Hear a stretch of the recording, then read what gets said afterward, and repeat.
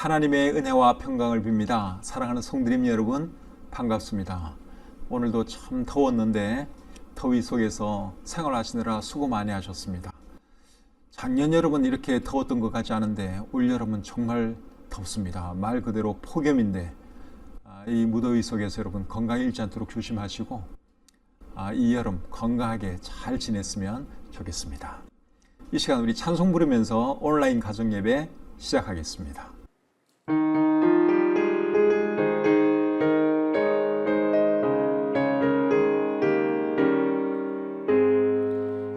흑암에 사는 백성들을 보라. 수많은 심령 멸망하게 내.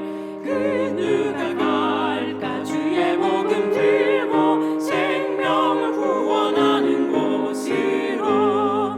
큰 권세 주께 있으니, 큰 권세 주께 있으니, 너는 가서 주의 복음 전하라. 주가 너 항상 지키리라. 왜 너는 멸망길을 가려느냐. 주 음성 듣고 응답하여라. 널 구원하려 예수 죽었으니, 생명의 참된 복음 전하라.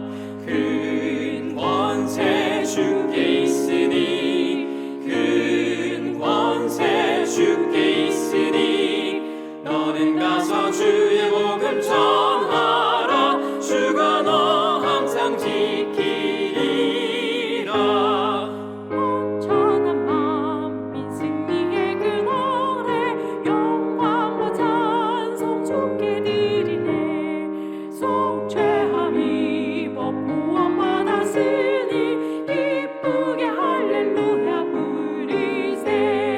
큰 권세 주께 있으니, 큰 권세 주께 있으니, 너는 가서 주의 복음 전하라. 주가 너 항상 지키리라. 큰 권세 주께 있으니, 큰 권세 주께 있으니, 너는 가서 주의 복음 전하라. 주가 너 항상 지키리라.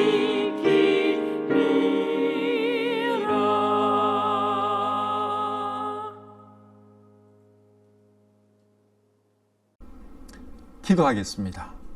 은혜와 사랑이 충만하신 하나님, 주님 은혜 가운데 하루 생활 잘 마치게 해주시고, 또 이 시간 우리 사랑하는 가족들과 함께 주님을 예배할 수 있도록 해주시니 참 감사합니다. 하나님, 오늘 우리가 드리는 이 예배를 기쁘게 받아주시고, 또 들려질 잠언 말씀을 통해서 귀한 것 잘 배워서 우리가 지혜롭게 살아가게 하시고, 또 하나님께 영광 돌리는 우리의 삶이 되게 해 주시옵소서. 부족한 종이 이 시간 인도할 때 하나님께서 도와주시고, 하나님만 영광 받으시고, 또 우리 모두에게 즐겁고 유익한 귀한 시간 될 수 있도록 역사해 주시옵소서.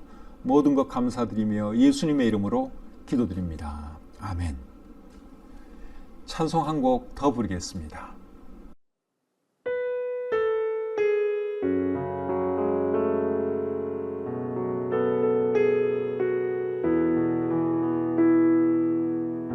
주님 평화,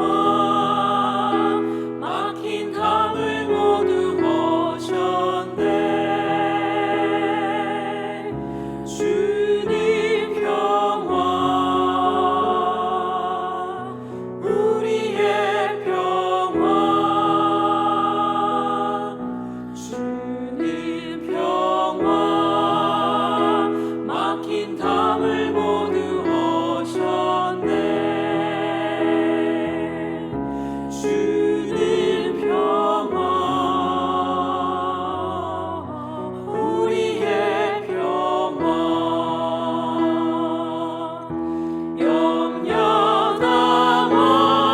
염려당하기로 주가 돌보시니, 주님 평화, 우리의 평화.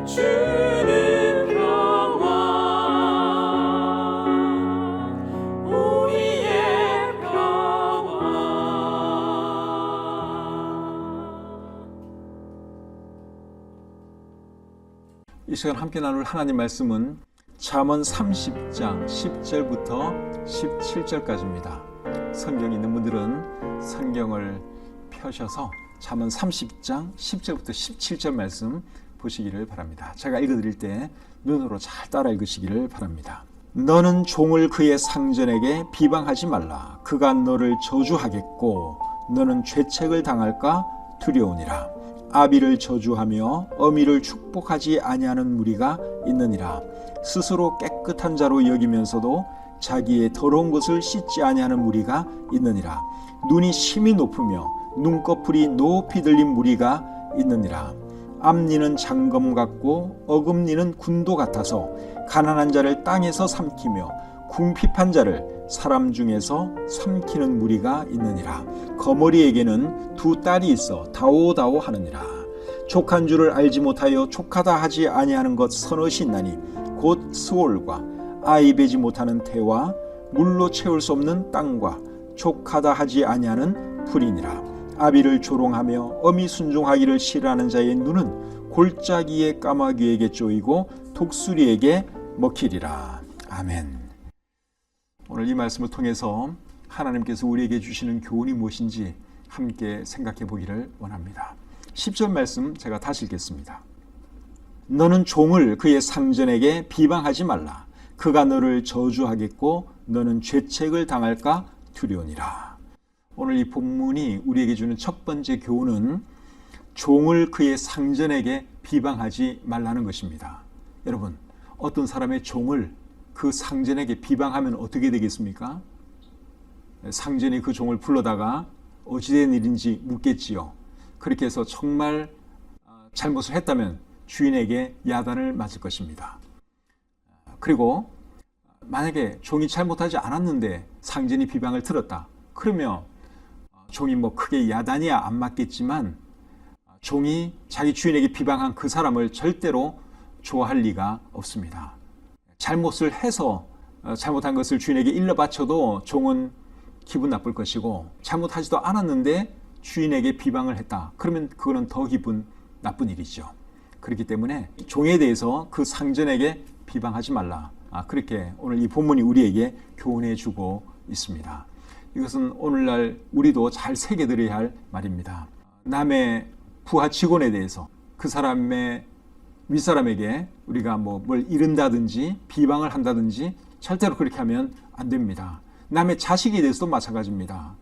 그 부모에게 그 자식의 어떤 잘못을 말하는 것, 그건 옳은 것이 아닙니다. 남의 부하 직원이나 남의 자식이 잘못을 했다. 그러면 직접 당사자에게 먼저 말을 해주는 것이 옳지요. 아니 당신이 이렇게 하는 것은 잘못된 것인데 왜 그렇게 하느냐. 그러면서 고쳐주면 되는 것입니다. 근데 그런 과정 없이 바로 그 윗사람에게 가서 말을 하면 그 사람이 얼마나 야단을 많이 맞겠습니까?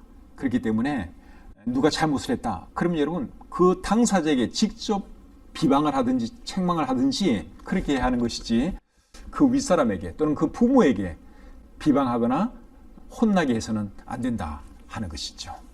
예를 들어서 제가 여러분에게 잘못했다고 한번 가정을 해봅시다. 그런 경우에 여러분들이 제가 잘못한 그것을 다른 사람에게 가서 말을 하거나 저를 비방하면 되겠습니까? 안 되겠습니까? 그건 옳은 게 아니에요. 제가 여러분에게 만약에 잘못했으면 저에게 먼저 와서 목사님 이런 건 잘못된 거 아닙니까? 그러면서 저한테 항의를 하시든지 저를 고쳐주시든지 그렇게 하는 것이 옳습니다. 근데 저한테는 얘기를 안 하고 다른 사람에게 가서 제가 잘못한 것을 이야기한다든가 저를 비방한다든가 그거는 절대로 좋은 매너가 아니라는 것이죠. 다른 모든 사람에 대해서도 다 마찬가지입니다. 그래서 오늘 본문 10절이 우리에게 주시는 교훈은 다른 사람에 대해서 비방하지 말라 하는 것입니다. 우리가 누구에 대해서 비방하면 비방한 그 말이 꼭 우리가 비방한 그 사람 귀에 들어가게 되어 있습니다. 그러다 보면 사이가 멀어지는 거죠. 내가 누군가를 비방을 했어요. 그러면 그 비방한 말이 결국 그 사람 귀에 들어갑니다. 이것이. 그러면 서로 사이가 안 좋아지는 것이죠. 그래서 어떤 사람과 원수되기 제일 좋은 방법이 뭔가 하면 그 사람에 대해서 자꾸만 비방하고 돌아다니는 것입니다. 그러면 결국은 그 사람과 사이가 안 좋아질 수밖에 없어요. 사람이 원수를 만들지 말아야 되는데 원수 안 만드는 방법이 뭔가 하면 다른 사람에 대해서 안 좋은 얘기 안 하는 겁니다. 비방하지 않는 것입니다. 그래서 이런 말씀 우리가 잘 기억하시고 절대로 비방하지 말고 어떤 사람이 잘못을 했다 직접 얘기하시는 게 제일 좋아요. 그렇게 하는 것이 맞습니다. 11절 말씀 보겠습니다. 아비를 저주하며 어미를 축복하지 아니하는 무리가 있느니라. 세상에 이런 사람들 많이 있죠. 아비를 저주하며 어미를 축복하지 아니하는 무리가 있느니라. 이런 사람들 세상에 참 많습니다.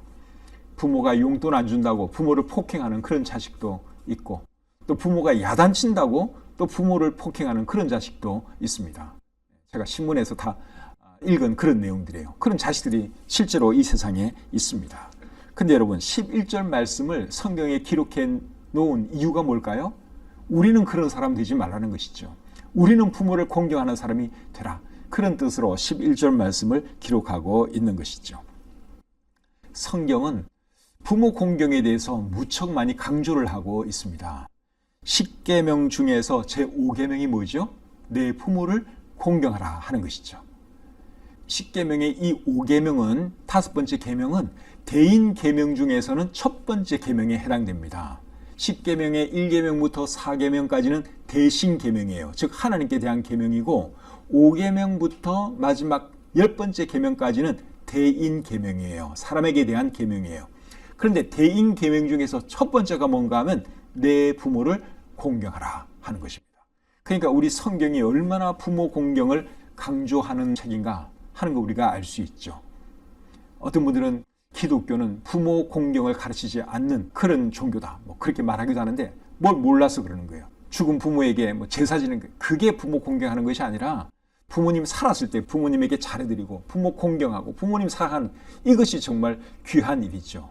그래서 우리 그리스도인들은 이런 말씀 잘 기억하시고 정말 부모님에게 잘해드려야 합니다. 17절은 또 이렇게 말합니다.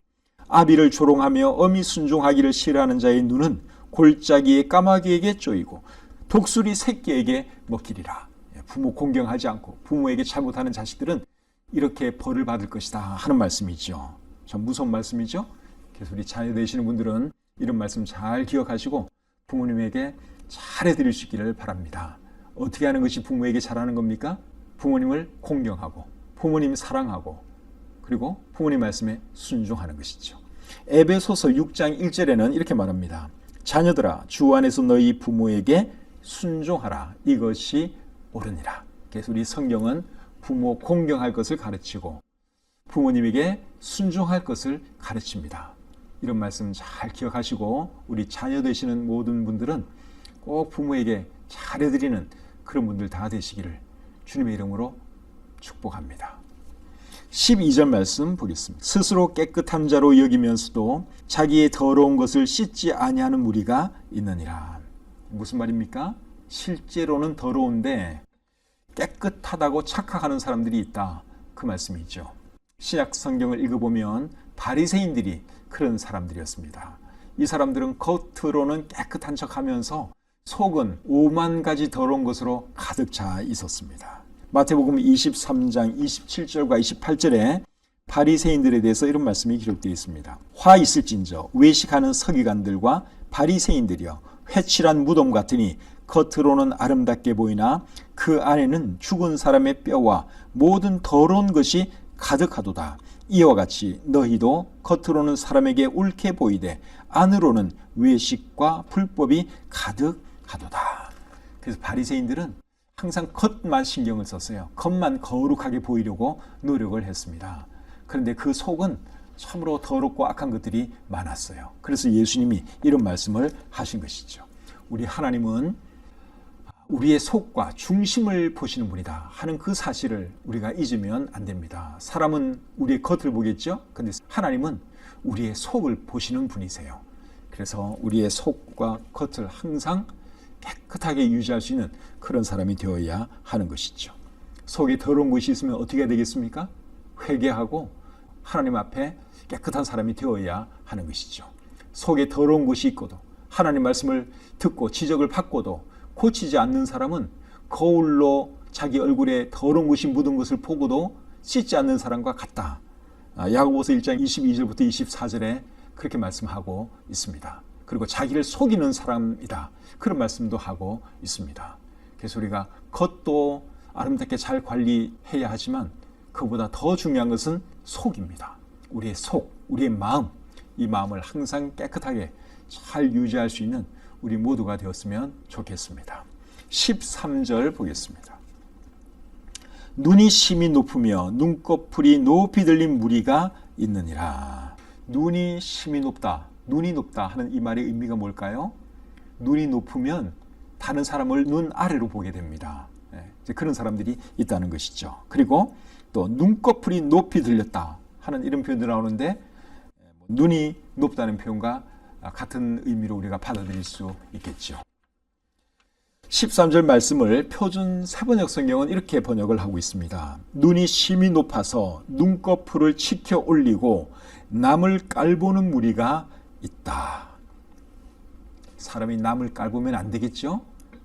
늘 겸손해야 되고 다른 사람에 대해서 존중할 줄 알아야 하는 것입니다. 그래서 빌립보서 2장 3절에 보시면 겸손한 마음으로 각각 자기보다 남을 낮게 여기라 하는 말씀이 있고, 베드로전서 5장 5절에 보시면 하나님은 교만한 자를 대적하시되 겸손한 자들에게는 은혜를 주시느니라 하는 말씀이 있습니다. 늘 다른 사람을 나보다 낮게 생각하고 다른 사람을 존중하고 우리 자신에 대해서는 또 겸손할 줄 아는 그런 사람이 되어야 하는 것이죠. 14절 말씀 보겠습니다. 앞니는 장금 같고 어금니는 군도 같아서 가난한 자를 땅에서 삼키며 궁핍한 자를 사람 중에서 삼키는 무리가 있느니라. 자, 여기 보니까 앞니는 장금 같고 어금니는 군도 같다. 군도는 군인들이 쓰는 칼을 군도라 그러죠. 그런 사람들이 있다는 것입니다. 어금니는 장금 같고 어금니는 군도 같다 하는 이 말의 의미는 날카로운 이를 가진 짐승 같다, 그 말입니다. 저는 유튜브로 동물들에 대한 이런 거 가끔씩 보는데요. 거기 보면 사자나 악어나 이런 날카로운 이빨을 가진 짐승들이 그 먹이 먹는 것을 보면 참 무섭더라고요. 강한 이빨로 물어뜯고 씹는 거 보면 참 잔인합니다. 그런데 누가 그렇다는 것입니까? 누가 그렇게 날카로운 이를 가진 짐승 같다는 것입니까? 14절 말씀을 보시면 가난한 자, 궁핍한 자를 삼키는 자가 그와 같다, 그렇게 말씀하고 있죠. 삼킨다는 말은 착취한다, 그러한 뜻입니다. 일제강점기 때 일본 사람들이 우리나라 사람들을 그런 식으로 착취했죠. 그래서 젊은 여성들을 잡아다가 성노예로 삼고 학대하고 그런 짓을 일본 사람들이 했습니다. 그리고 예수님 시대에는 로마 사람들이 또 이스라엘 사람들에게 그렇게 착취하고 학대하고 그랬죠. 이스라엘 사람들은 그 이후로도 계속 착취당하고 학대당하는 삶을 살았습니다. 그래서 2차 세계대전 때는 수백만 유대인들이 죽임을 당하고 학살당하는 그런 일이 있었죠. 또 백인들도 흑인들에 대해서 그렇게 했던 적이 있습니다. 아프리카에 있는 흑인들을 잡아다가 노예로 삼고 노예로 팔아넘기고 하는 그런 일을 백인들이 했던 적이 있죠. 그런 일은 사람들이 해서는 안 되는 일입니다. 인격을 가진 사람에 대해서 마치 짐승처럼 물건처럼 그렇게 착취하고 억압하고 폭력을 휘두르는 그런 것은 사람이 해서는 절대로 안 되는 것이죠. 북한에서는 지금 이 순간에도 또 그런 비인격적인 일들이 얼마나 많이 일어나고 있습니까? 북한에는 많은 수용소가 있는데 거기에는 참 비인격적인 대우를 받으면서 한평생 강제 노동에 시달리는 그런 사람들이 얼마나 많은지 몰라요. 그래서 그런 사람들이 빨리 그 고통에서 벗어나야 되는데, 어쨌든 간에 오늘 이 본문이 우리에게 주는 교훈은 가난한 사람들, 어려운 사람들, 그런 사람들 억압하고 또 학대하고 착취하는 그런 사람이 되어서는 안 된다. 그것을 이 본문이 우리에게 교훈해 주고 있습니다. 하나님이 우리를 사랑해 준 것처럼 우리들도 사람에 대해서는 사랑하는 마음을 가지고 살아야 합니다. 그것이 하나님의 사람이고 그것이 정상적인 사람입니다. 15절 상반절을 보겠습니다. 거머리에게는 두 딸이 있어 다오다오 하느니라. 거머리에 대한 이야기가 여기 나오는데, 제가 어렸을 때는 하천에서 이렇게 놀다 보면 거머리가 다리에 좀 붙어 있기도 하고 등이나 목에 이렇게 붙어 있었던 그런 일이 많았습니다. 요즘은 시골에는 하천에 아마 거머리가 있을 겁니다.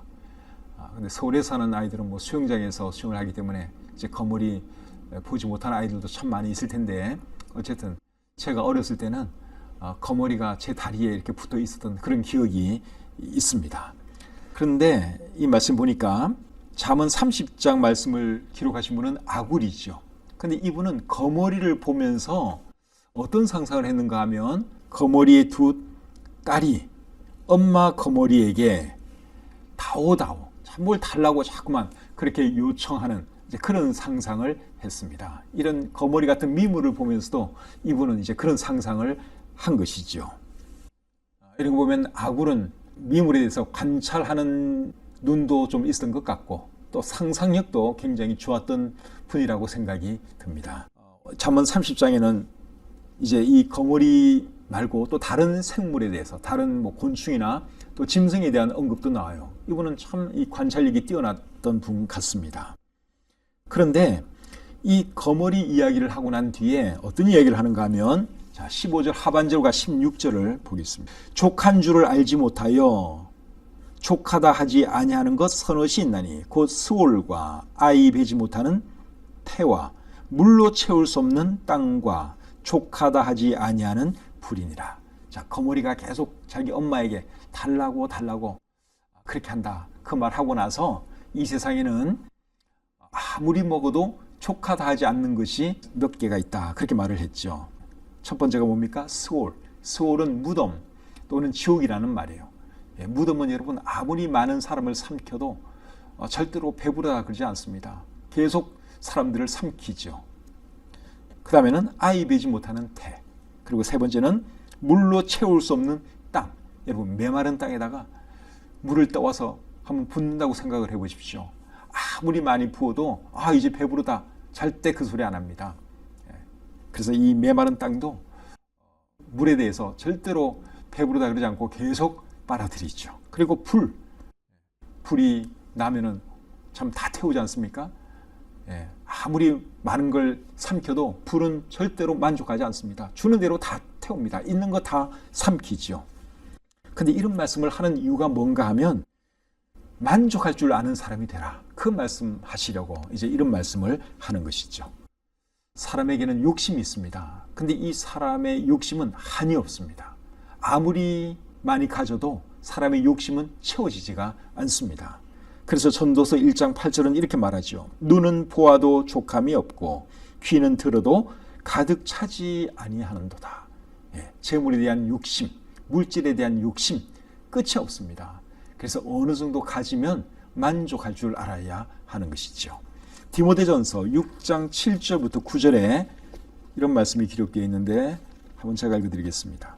우리가 세상에 아무것도 가지고 온 것이 없음에 또한 아무것도 가지고 가지 못하리니 우리가 먹을 것과 입을 것이 있은즉 족한 줄로 알 것이니라. 부하려 하는 자들은 시험과 올무와 여러 가지 어리석고 해로운 욕심에 떨어지나니 곧 사람으로 파멸과 멸망에 빠지게 하는 것이라. 그러니까 자족하며 살라는 것입니다. 아무리 많이 가져도 여러분 사람의 욕심은 정말 끝이 없습니다. 그러니까 어느 정도 있으면 참 감사하다, 좋다, 이렇게 생각하면서 사는 것이 그게 행복한 삶이지, 계속 더 가지려고 하고 더 모으려고 하는 것은 그거는 절대로 행복한 삶이 되지 못합니다.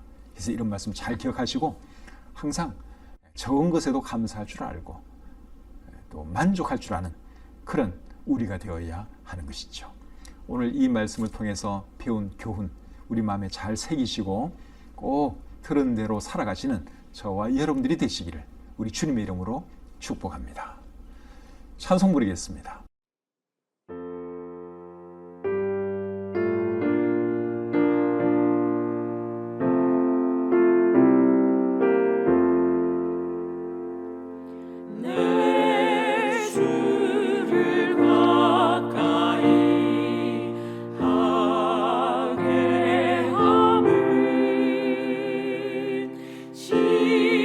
십자가 짐 가득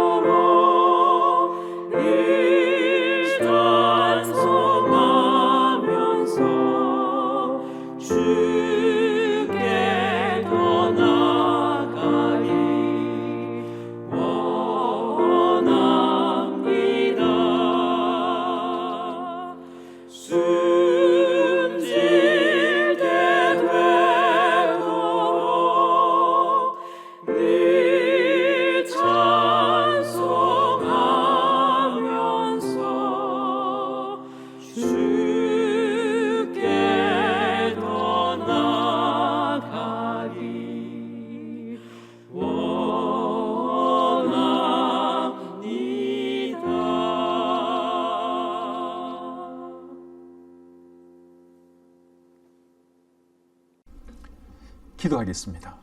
하나님 아버지, 이 밤에 저희들을 하나님 말씀 앞으로 불러주시고 또 말씀을 통해서 우리에게 교훈해 주시니 참 감사합니다. 오늘도 몇 가지 교훈의 말씀 살펴보았는데 하나님 이 말씀 우리 마음에 잘 새기고 꼭 들은 말씀대로 실천하며 살아가는 우리 모두가 되게 해 주시옵소서.